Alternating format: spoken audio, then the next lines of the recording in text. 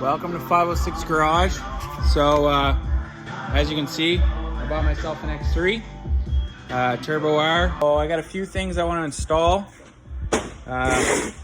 Walk you through. I picked up this mesh, the rear screen. So we'll install that. It doesn't seem to be,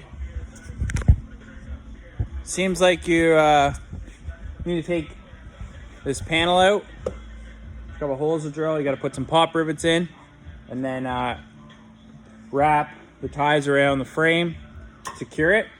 And that crate over there, I got something a little special, but I got to get the screen on first, and then we'll do the install on that. Okay, so in order to take the seat out, got the impact gun on there, 18 mil. There's two of them in the back, and then once you slide the seat ahead, there's two 13 mil. One on each side right here.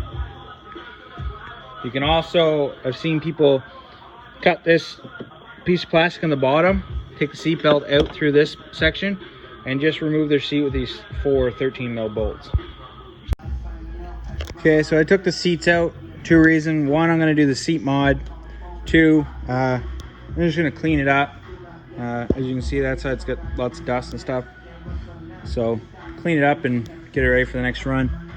So first of all, in order to drill these holes for the screen, you have to put the rivets in and the buttons. It goes right here. So you just kind of pull this panel out like so.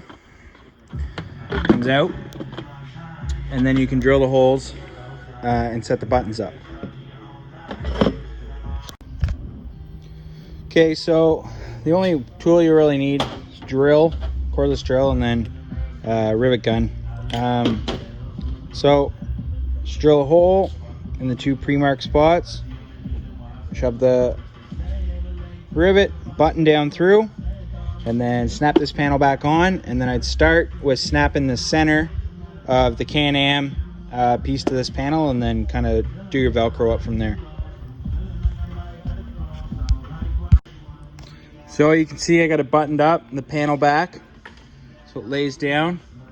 Then I'm just going to start Velcroing the pieces. Yeah, start working my way around the roll cage.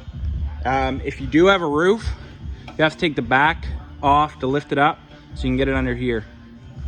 Just a heads up. So unbolt it, pry it up, maybe stick a screwdriver, the head of a screwdriver or something in here just to keep it propped up. So the bottom Velcros wrap around here and then tie back to themselves. This net actually goes on the inside of the roll bar. Then this bungee cord wraps around. There's a tie point right here for it. These here, they actually have a web inside the mesh itself that you wrap back through and then pull the bungee and pull the Velcro back around and snap it to itself. So as you can see, I got it all Velcroed up.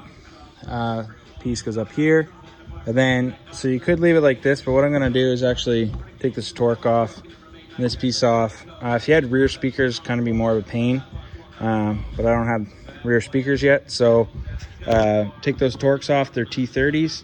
Pull that off and just run this underneath this piece of plastic. Looks cleaner, and then put it back together.